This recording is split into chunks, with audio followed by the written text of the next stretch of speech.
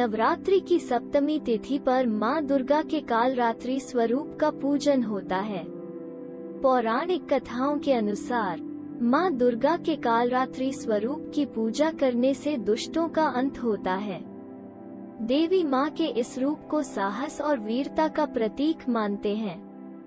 माँ कालरात्रि अपने नाम के स्वरूप रात्रि के समान काली हैं। उनके बाल बिखरे हुए हैं और इनके 3 नेत्र हैं।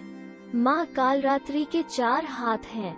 उनके एक हाथ में खड्ग तलवार, दूसरे लौह शस्त्र, तीसरे हाथ में वरमुद्रा और चौथा हाथ अभय मुद्रा में है। माँ का ये विकराल रूप काल को भी परास्त कर देता है, इसलिए ही माँ को कालरात्रि कहा जाता है।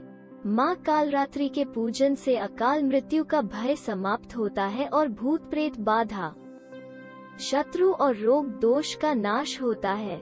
आइए जानते हैं माँ कालरात्रि की पूजन विधि। नवरात्रि के 7वें दिन सबसे पहले स्नान करें और स्वच्छ वस्त्र धारण करें।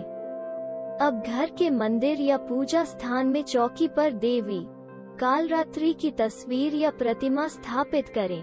फिर एक पुष्प हाथ में लें। अब पूजा का संकल्प लें। इसके बाद माँ को अक्षत, धूप, पुष्प, रोली, चंदन अर्पित करें। इसके बाद व्रत कथा सुने, दुर्गा चालीसा का पाठ करें, घी या कपूर जलाकर माँ की आरती करें। आरती के बाद घर के सभी लोगों को प्रसाद बांटें और आप भी ग्रहण करें।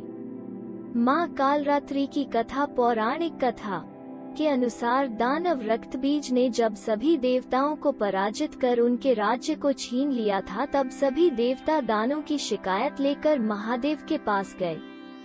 भगवान शिव ने अपने पास आए हुए सभी देवतागण से उनके आने का कारण पूछा। तब देवता ने दानव रक्तबीज के किए गए अत्याचारों को त्रिलोकीनाथ से कह सुनाया।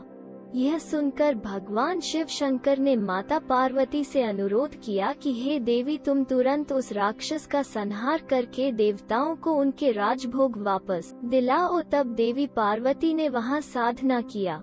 माता के साधना की तेज से कालरात्रि उत्पन्न हुई। जब माँ दुर्गा रक्तबीज का वध कर रही थी, उस वक्त रक्तबीज के शरीर से जितना खून धरती पर गिरता था, उससे वैसे ही सैकड़ों दानव उत्पन्न हो जाते थे। तब माँ दुर्गा ने कालरात्रि से उन राक्षसों को खा जाने का निवेदन किया। तब माँ कालिका ने रक्तबीज के रक्त को जमीन पर गिरने से पहले ही अपने मुख में भर लिया।